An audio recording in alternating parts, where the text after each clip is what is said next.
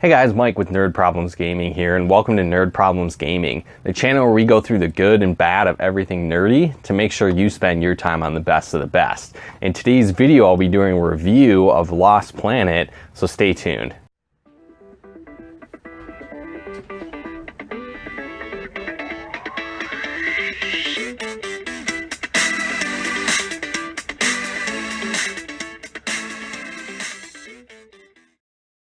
So this game's pretty cool. You basically follow the story of an abandoned soldier who was kind of left for dead on this planet. And basically the premise is that the human race has been expanding into the universe, trying to colonize different planets. And then they found this planet, and it's kind of frozen solid, right? And it's going good for a while until they discovered that there was kind of an alien race, the Akrid on the planet, which pretty much dominated them, was killing everybody. And so a lot of people decided to leave at that point, but a few of them discovered that these Akrid aliens had thermal energy within them, and that was a very valuable resource. So some people decided to stay and continue to try and colonize the planet. And so your job is basically to find out what happened. Basically, you were saved by some different snow pirates on the planet, and you have amnesia, and basically to find out what happened and then also help take down the Akrid on the planet. And so these aliens are pretty cool. They're similar, I feel like, to like a Starship Troopers kind of bug race alien type thing. And so it's pretty cool getting to hunt these things down. But what's neat about this game that kind of sets it apart is basically you're on this desolate ice planet, and not only do you have your life gauge that most shooters have, right? You have that, but then also you have a thermal heat gauge where it's so cold on this planet that you need to have your special heat suit on, and it's steadily being drained of its heat, right? And if it reaches zero, you die. So that's not good, right? And so you gather more thermal energy to basically keep yourself alive throughout the game by hunting down these Akrid. And so it's cool. You'll see like they have different weak points that are kind of radiating heat, right? They look like they're kind of lava based almost in a sense. And so you basically will take out these aliens by attacking these heat sacks that contain these thermal energy sources. And so it creates a cool dynamic where not only are you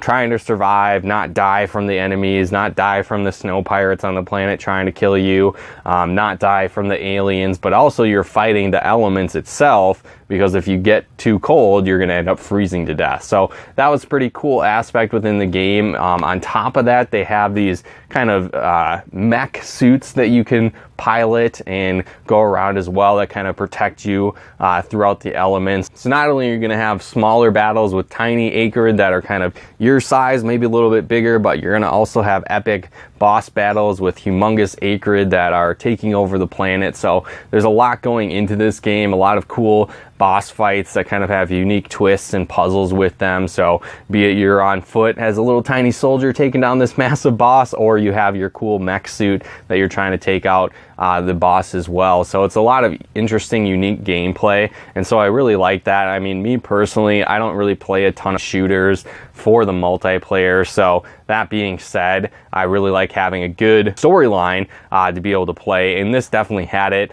Unique twists, cool elements, trying to survive both the Akrid, the planet itself, the snow pirates that are trying to kill you as well. So it created a cool dynamic and a cool storyline as well. So one thing that was pretty cool was the multiplayer as well. Now, I know that I said I don't really necessarily play a lot of multiplayer when it comes to like first person, third person shooter games, but with this one, it had kind of a unique twist. So there's a lot of different modes. It was like a 16-player battle, which I don't necessarily think had really been done up until this point. So there's kind of tons of action going on, tons of players at the same time, 8v8, 1v16, right? All kinds of cool stuff like that. And so not only did it have that, it had some unique modes where not only are you maybe death battle, which is kind of a normal one, but they also had kind of like a tower defense type mode where you would open up these pillars and the team that had the most there would be, you know, good to go and they would win. But then there was also kind of a cool feature with this game as well, where you had like a grappling hook almost,